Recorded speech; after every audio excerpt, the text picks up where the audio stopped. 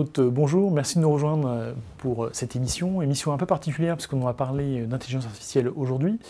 Et pour en parler, je reçois Laurent Martini, directeur général de Pure Storage France. Bonjour. Laurent, bonjour.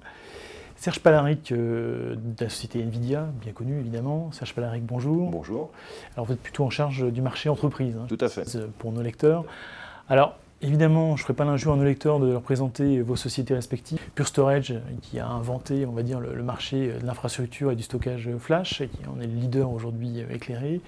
Nvidia, bon, connaît aussi évidemment pour ceux d'entre nous qui sont joueurs, mais qui aujourd'hui s'étend largement sur le marché entreprise, qui est le leader du GPU, et notamment en data center, puisque c'est une partie Tout à fait importante de votre activité.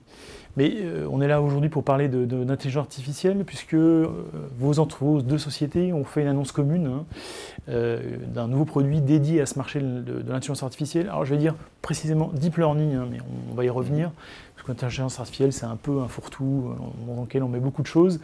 Et là, c'est une présentation, une annonce qui a vraiment une fonction très précise. Ça s'appelle AIRI. Laurent, si vous pouvez nous en dire un petit peu plus, l'objectif, pourquoi aujourd'hui ce lancement, et pourquoi cette annonce, pourquoi ce marché, et pourquoi cette association, évidemment, Pure Storage Nvidia. Donc le premier sujet, pourquoi Pure Nvidia?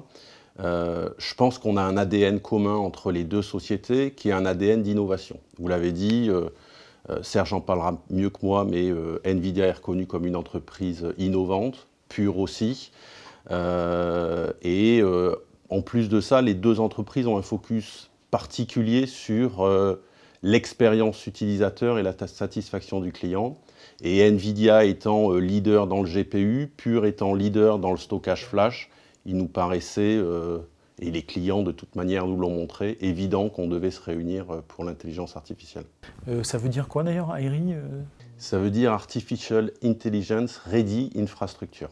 Donc c'est l'alliance, et on l'aura compris, du savoir-faire en matière de stockage de Pure Storage, de la capacité de traitement de l'information à travers des GPU et Nvidia. Mais concrètement, comment ça fonctionne?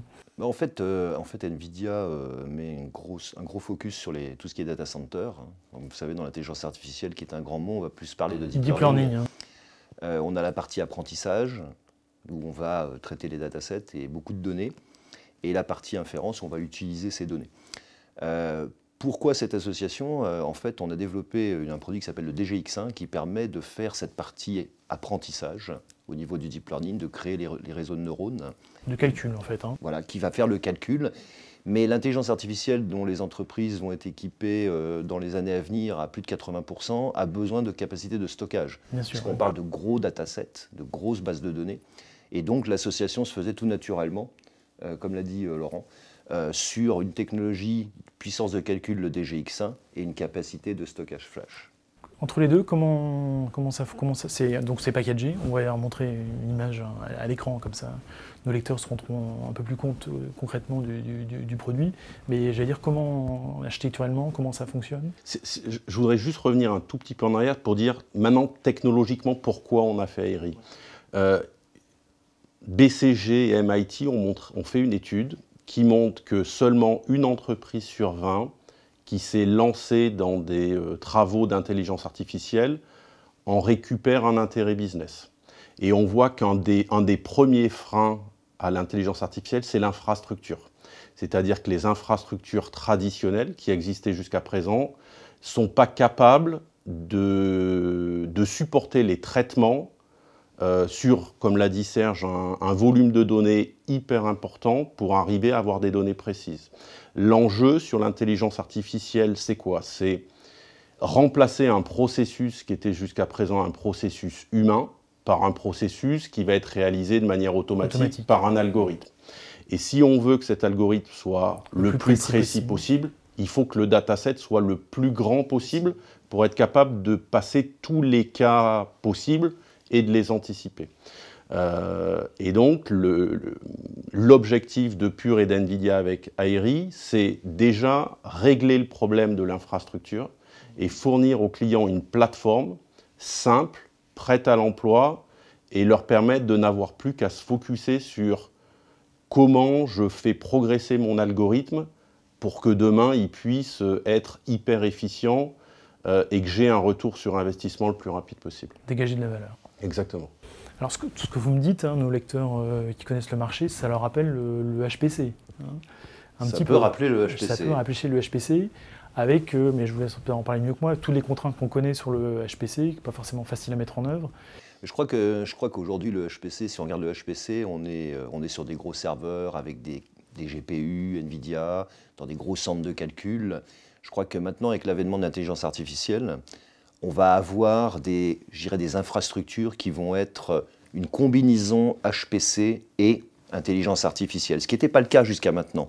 Et donc, le produit Iris, vient naturellement se mettre en place dans ces infrastructures pour donner la puissance de calcul et la puissance de stockage, comme l'a dit Laurent, liées aux gros datasets, aux grosses bases de données qu'il va y avoir à traiter.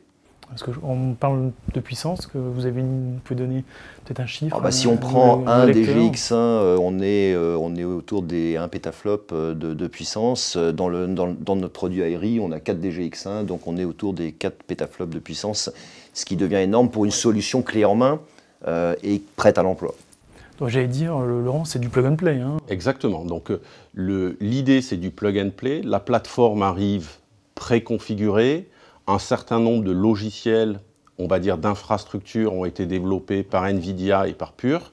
Et le client, c'est plug and play, ça s'installe et n'a plus, comme je l'ai dit tout à l'heure, à se concentrer sur maintenant j'ingère des données, je sais que ma plateforme, elle sera capable, et Serge vient de donner les chiffres, d'avoir les traitements sur le dataset et après je tune mon algorithme. Ce qui est important de savoir, c'est que dans la gamme, on a Airy, comme l'a dit Serge, avec 4 DGX, donc du switching et la plateforme FlashBlade. Et on a aussi, la semaine dernière, lancé à l'événement Pure Storage, Pure Accelerate, un Airy Mini pour les entreprises, plus petites, avec un DGX et du FlashBlade. Donc on avait lancé Airy à GTC et on a lancé Airy Mini à Pure Accelerate. Alors Laurent, Serge, j'ai mon hardware qui est installé, j'ai bien compris, c'est pas très compliqué, ça fonctionne tout de suite, mais concrètement, qu'est-ce que vous me livrez avec le matériel, comment ça fonctionne? Parce qu'évidemment, il faut du logiciel, il faut faire du calcul, qu'est-ce que vous proposez en fait? Alors en fait, quand on regarde un petit peu la plateforme dans sa globalité, bien sûr il y a la partie hardware NVIDIA, DGX1, la partie Pure Storage, mais je dirais la valeur ajoutée aussi de la plateforme dans sa globalité, c'est le fait de pouvoir, et ça on y a dépensé beaucoup d'énergie, de pouvoir supporter tous les frameworks qui sont liés au deep learning et à l'intelligence artificielle. Ça veut dire quoi? Ça veut dire, quelles que soient les entreprises ou quelle que soit l'entreprise dans des verticaux différents, ça peut être l'automobile, ça peut être le médical, ça peut être la pharmacie par exemple, va pouvoir utiliser soit des développements déjà effectués sur un framework particulier, et donc sur la plateforme, ou va pouvoir développer ces algorithmes sur des frameworks différents, toujours en utilisant la même plateforme. Donc pas besoin de changer de façon de faire. On a une plateforme, on va l'utiliser pour sa puissance de calcul, sa puissance de stockage, et on va pouvoir développer les algorithmes qui vont bien sur les frameworks qui vont bien. En plus, je crois que vous appuyez sur des conteneurs, hein, si j'ai bien compris. Oui, voilà, donc chaque framework a son container, chacun peut travailler sur un container particulier, et ce qui permet dans une entreprise de tester des algorithmes sur des frameworks différents aussi. Très bien. Alors, est-ce qu'il y a aujourd'hui des clients qui utilisent cette plateforme Airy? Alors, déjà, ce qui est intéressant, c'est de voir que la naissance d'Airy, elle est venue des clients. En fait, comment on est arrivé là-dessus? C'est le sens inverse, alors. Exactement. C'est qu'en fait, Pure s'est rendu compte que les premiers clients qui se sont mis à utiliser du FlashBlade avaient aussi du DGX. Et donc, on s'est mis à travailler ensemble en disant, ce qu'un ou deux clients a fait dans son coin, est-ce qu'on peut l'industrialiser? Donc ça, c'est le départ du lancement d'Airy. Donc il y a eu des travaux communs. Une des grosses références européennes, c'est Zenuity. Zenuity, c'est une joint venture entre Volvo Cars et Autoliv qui développe des logiciels pour la voiture autonome. Et on comprend bien que la voiture autonome... Pour le coup, il y a besoin de données. On l'a vu, il peut y avoir des problèmes, il faut être capable d'avoir prévu toutes les situations. Et donc l'enjeu, c'est, on a des véhicules qui prennent des photos, comme pouvait le faire Google à l'époque, Ensuite, ces photos, on va les labelliser, les ingérer, et on va travailler l'algorithme pour que l'algorithme soit capable de reconnaître un panneau de signalisation stop, par exemple, qu'il pleuve, qu'il neige, qu'on soit de nuit, qu'il soit de biais. Et donc le challenge, c'est ça. Et là, ça nous montre encore le point que disait Serge tout à l'heure, le volume de données. C'est-à-dire que le même panneau, il faut peut-être l'avoir pris 100 000 fois en photo pour être capable d'avoir vu...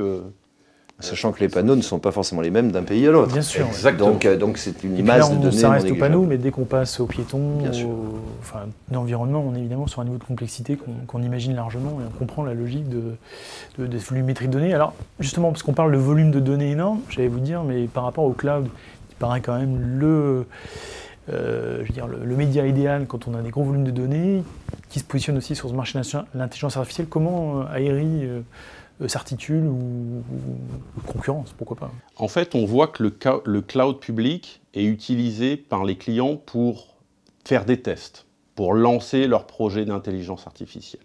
Mais on a beaucoup parlé de données. En fait, la principale contrainte de l'intelligence artificielle, c'est le volume de données qu'il faut traiter. Bien sûr, oui. Et on voit que quand on doit traiter un volume de données important dans le cloud, on arrive à deux limites. Une limite technologique, qui peut être la latence, et surtout une limite économique.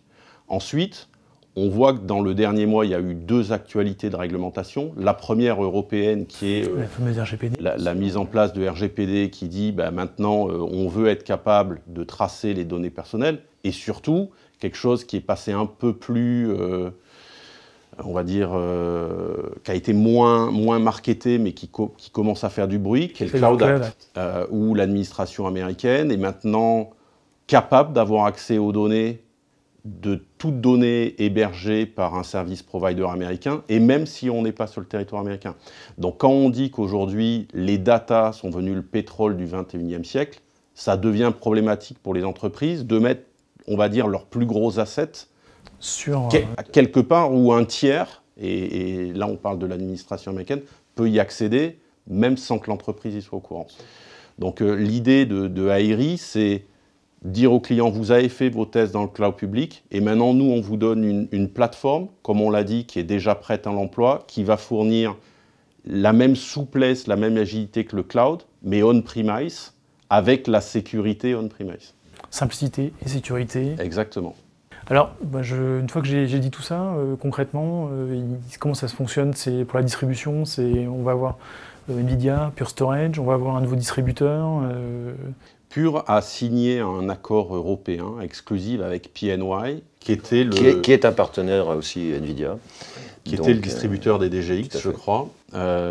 Et ensuite, on le vend à travers un réseau de partenaires qu'on est en train de constituer. Parce que, on va dire, il y a les partenaires historiques de NVIDIA, il y a les partenaires historiques de Pure, et puis on voit tout un réseau de partenaires qui est en train de se monter autour de l'intelligence artificielle.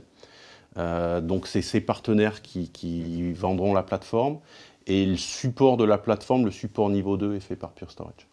Je crois qu'on a tout dit. Quelque chose à ajouter?